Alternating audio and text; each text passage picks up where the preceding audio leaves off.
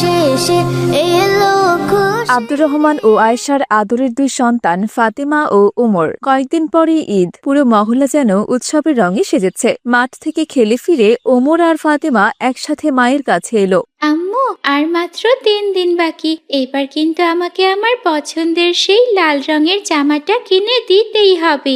একদম নতুন আর ঝলমলে হতে হবে, কিন্তু বন্ধুদের সামনে যেন লজ্জা না পেতে হয়। ইনশাআল্লাহ মা, তোমার আব্বু তো কালই তোমাদের নিয়ে বাজারে যাওয়ার কথা বলেছেন। কিন্তু মনে রেখো মা, ঈদের সৌন্দর্য শুধু পোশাকে নয়, মনেও। আম্মু, ফাতেমার জামা যতই ঝলমলে হোক, বোরখা ছাড়া তো ও বাইরে পা ফেলে না। তবে আমার কিন্তু এবার একটা সাদা জর্জেট কাপড়ের পাঞ্জাবি চাই, সাথে একটা নতুন টুপি আর আতর। ভাইয়া, বোরকা তো আমার পর্দা আর সম্মান, কিন্তু নতুন জামা তো ঈদের আনন্দ। বোরকার ভেতরে সুন্দর জামা পরে আয়নায় নিজেকে দেখলে নিজেরই কত ভালো লাগে। এটা মেয়েরা ছাড়া কেউ বুঝবে না। আম্মু, তুমিও তো বাবা যখন শাড়ি আনে বোরকার নিচে পরো, তাই না? ঠিক বলেছ মা, পর্দা ইসলামের অলংকার। আজ তোমার আব্বু আসুক, কাল সকালেই তোমরা কেনাকাটা করতে যাবে।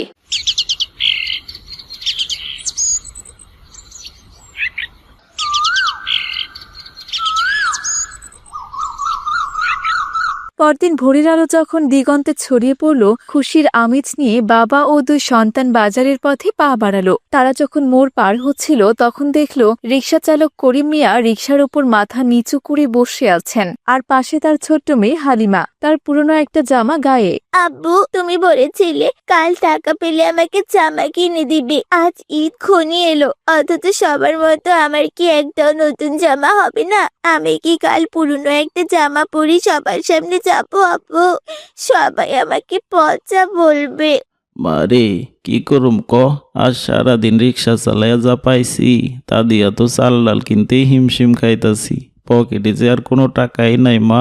আল্লাহ হয়তো আমাকে কপালে নতুন জামা রাখেই নাই। তুই কি তোর এই গরিব বাবারে ক্ষমা করবি না মা? আমার সামর্থ্য নাই রে মা, আমার যে সামর্থ্য নাই। হালিমা মা, তুই তো জানিস তোর আব্বু কত কষ্ট করছে। কেঁদে আর লাভ কি মা বল? গরিবের ঈদ তো কেবল চোখের জলেই ভেজা থাকে রে মা। আর কাঁদিস না মা, কাঁদিস না। করিম মিয়ার সেই করুণ আর্তনাদ ফাতেমা ও ওমরের হৃদয়ে তীরের মতো বিঁধল। একটু সামনে এগোতেই তারা দেখলো রহিমা বেওয়া নামে এক বৃদ্ধা রাস্তার পাশে দাঁড়িয়ে কাঁদছেন, তার সাথে কেবল তার ছোট্ট এতিম নাতি শিশুটি। ও দয়াময় আল্লাহ, আমার মরা ছেলের এই এতিম বাচ্চাটাকে ঈদে কি খাওয়াবো? ঈদে সবাই আনন্দ করবে, পোলাও মাংস খাবে, আর আমার নাতিটা কি এক ফোঁটা দুধও পাবে না। আমার ঘরে যে এক মুঠো চালও নেই। ওরে বাবা আব্দুর রহমান, একটু সাহায্য করবা? দাদি, আপনি কাঁদবেন না। ওমর, তোমার কাছে কিছু টাকা থাকলে দাদিকে দাও তো। এই নিন দাদি, এটা দিয়ে অন্তত আজকের খাবারের ব্যবস্থা হবে। কাশেম চাচা। জিন্দা থাক বাবা, এই এতিম বাচ্চাটার মুখের দিকে চেয়েই তো বেঁচে আছি। কিন্তু ঈদের দিন ও যখন অন্যের বাড়ি থেকে পোলাওয়ের সুঘ্রাণ পাবে, তখন আমি ওকে কি দেব? দাদি, চিন্তা করবেন না, আল্লাহর রিজিক দাতা, আমরা আপনার কথা ভুলবো না। বৃদ্ধার চোখের জল আর এতিম নাতনির অসহায় মুখটি ফাতেমার মনে গভীর ছাপ ফেলে গেল। বাজারে ঢোকার মুখে তারা দেখলো কাশেম মিয়াকে। তিনি এক পা হারিয়ে এখন ছোটখাটো ফেরি করেন, কিন্তু ঈদের বাজারে তার খেলনা বা জিনিসপত্র কেউই কিনছে না। ভাই আব্দুর রহমান, আই সারাদিনে একটা টাকাও বিক্রি হয় নাই।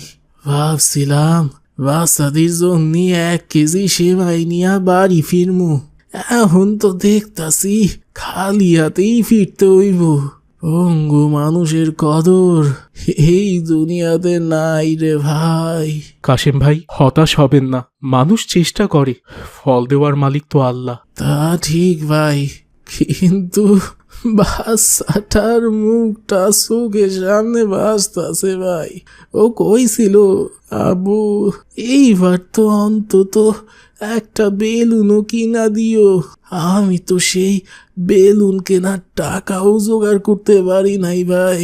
আপনি ভেঙে পড়বেন না, ইনশাল্লাহ ভালো কিছু হবে। কাশেম মিয়ার সেই অসহায়ত্বের কথা শুনতে শুনতে তারা বড় মার্কেটে প্রবেশ করলো। চারদিকে মানুষের ভিড় আর নতুন কাপড়ের সুঘ্রাণ, কিন্তু ফাতেমার কানে তখনও কাশেম মিয়ার কান্না